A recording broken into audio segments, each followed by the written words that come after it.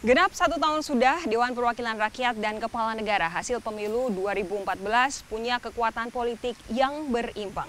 Kerap ada dalam posisi berhadapan-hadapan. Adakah DPR benar-benar jadi mitra kerja tandingan pemerintah?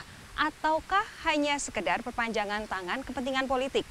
Saya Sofi Syarif akan mengulasnya dalam catatan Kompas TV edisi khusus 1 tahun memimpin.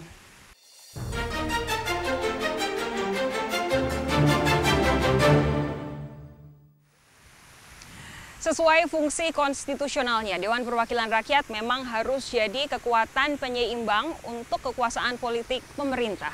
Namun setelah setahun berbagi kekuasaan dan bekerja sama, kegaduhan politik seolah menghambat kedua belah pihak untuk memperjuangkan kepentingan rakyat. Sebagian dari Anda mungkin masih ingat adegan yang terjadi awal Oktober setahun lalu. Publik disuguhi pemilihan pimpinan DPR yang tak bisa disebut beradab. Rebutan kekuasaan di DPR jelas jadi vital. Koalisi pemerintah ingin mendukung eksekutif, sementara koalisi oposisi jelas mau punya kekuatan yang berimbang. Akhirnya, setelah 7 jam berdebat, kursi pimpinan DPR disapu bersih kelompok oposisi Koalisi Merah Putih. Namun benarkah skenario politik berjalan sesuai rencana? Nyatanya tak selalu begitu. Ketika Indonesia disibukkan dengan kegaduhan soal calon Kapolri Komisaris Jenderal Budi Gunawan yang berstatus tersangka, peta politik justru berbalik. PDI Perjuangan sebagai motor KIH mendesak Presiden melantik Budi Gunawan. Ya, bahwa bagaimana juga kita harus menghormati asas praduga tak bersalah.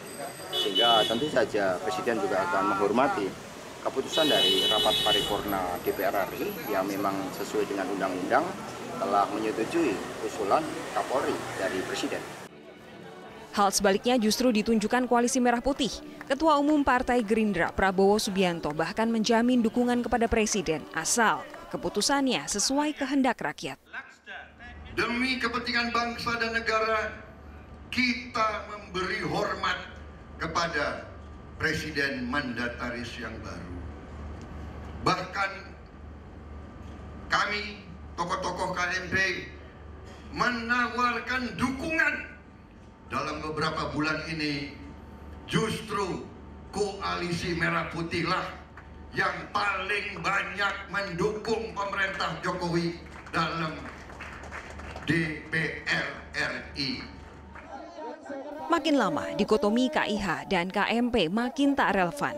Posisi koalisi dan oposisi makin semu seiring munculnya kepentingan politik. Terkadang kondisi ini memang membingungkan, tetapi justru disinilah landasan kebijakan pemerintah dan DPR bisa selalu disoroti. Seusai era reformasi, kekuasaan pemerintah memang selalu dikontrol oleh anggota dewan yang jadi wakil rakyat. Di sisi lain, kinerja prima lembaga legislatif juga mutlak diperlukan oleh pemerintah agar produk undang-undang yang jadi koridor hukum bisa memberikan kepastian langkah. Namun apa yang terjadi? Dari 37 rancangan undang-undang yang masuk dalam program legislasi prioritas tahun ini yang disahkan menjadi undang-undang, baru 3, yaitu Undang-Undang MD3, Undang-Undang Pilkada, dan juga Undang-Undang Pemerintahan Daerah.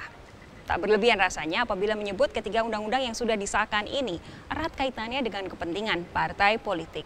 Padahal ada begitu banyak rancangan undang-undang yang tak kalah penting yang seharusnya bisa selesai tahun ini.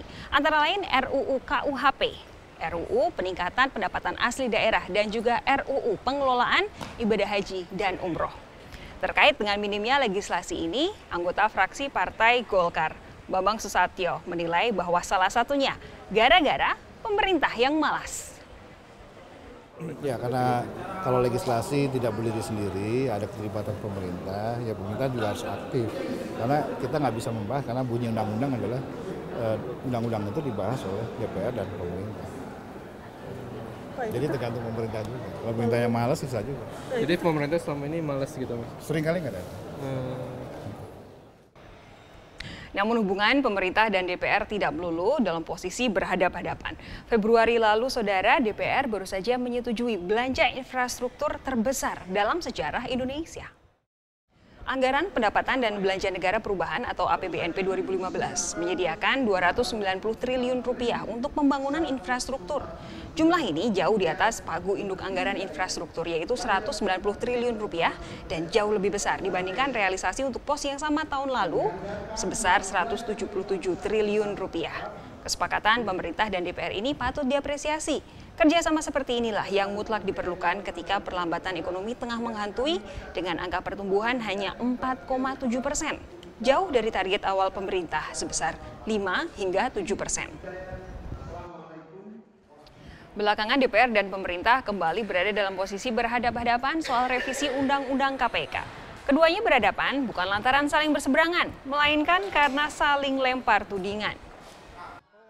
Seolah tak ingin tampak mencederai Komisi Anti Rasuah, pemerintah mengklaim bahwa usulan revisi Undang-Undang KPK merupakan inisiatif dari Dewan Perwakilan Rakyat. Kita ini kan usul DPR, ada 2 yang diusulkan, tapi kan belum jalan, masih wacana. DPR berencana mengajukan revisi, bukan revisi Undang-Undang KPK dan rancangan Undang-Undang tentang teks amnesti.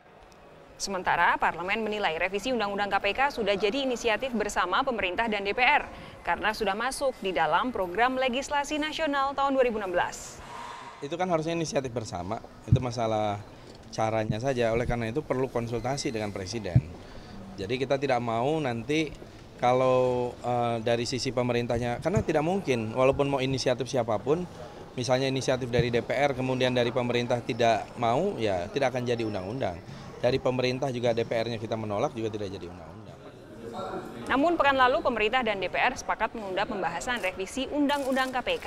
Bertemu di Istana Negara, DPR memahami keinginan pemerintah untuk fokus memulihkan kondisi perekonomian dalam negeri. Meski ditunda, bukan berarti komitmen kedua lembaga terhadap pemberantasan korupsi berhenti dipertanyakan. Jika korupsi benar-benar dianggap sebagai penghambat kemajuan negara, harus ada upaya untuk justru memperkuat penegakan hukumnya. Pemerintah masih ingin fokus kepada masalah masalah ekonomi, sehingga kita masih fokus ke situ.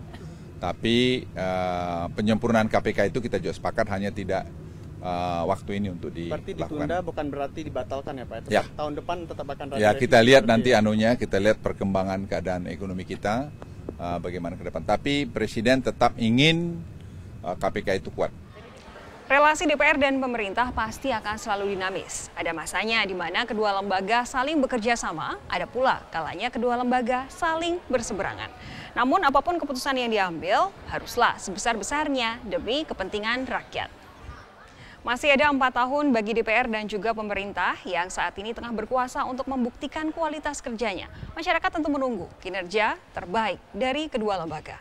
Saya akhiri catatan Kompas TV edisi khusus 1 tahun memimpin. Sampai di sini. Saya Sofi Syarif. Terima kasih. Sampai jumpa.